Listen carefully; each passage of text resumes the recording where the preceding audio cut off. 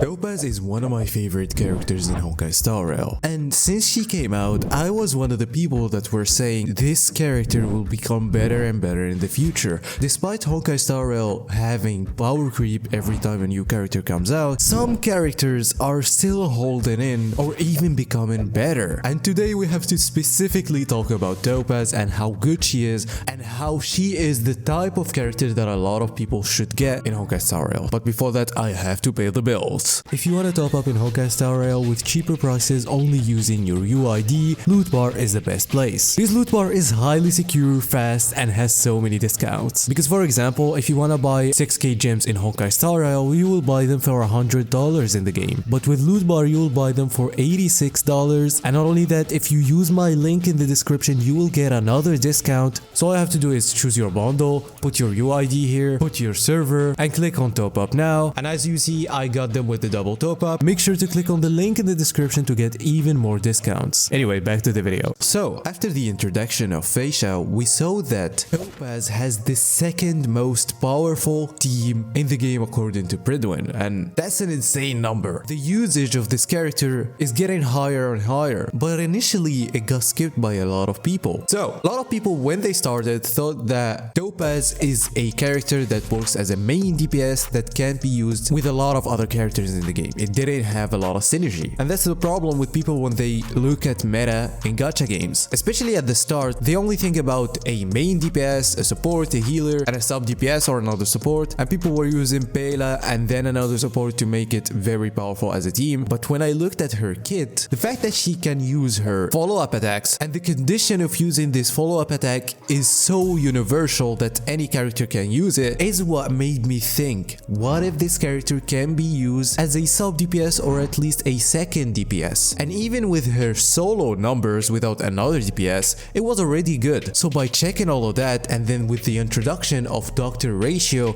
we saw how crazy this team is. They had a very good synergy, and the crazy part is Dr. Ratio is free. So by getting Topaz, you just got a whole team. So with Dr. Ratio, people started using Topaz even more, but still, some people didn't believe in her. They still think that she will get power crept again. And it's logical, and it might get power crept in a year. But with the introduction of another follow-up attack user, which is Aventurine being a support too, the Dr. Ratio, Aventurine, and Topaz with another support team was insane. It wasn't only powerful, people who said we don't care about the meta, they're now seeing one of the most fun teams that is just hitting people with follow-up attacks, but they can't use it. And although this team using Robin was very powerful, with the introduction of Robin, everything changed. Of course, it wasn't only for Topaz, but Topaz was so benefiting from this character, it's insane. Yuli was a new DPS, she had a good team with her. And then we also got Fei Xiao, and who is one of the best characters with her? It was Topaz. And although she had like the second most powerful team,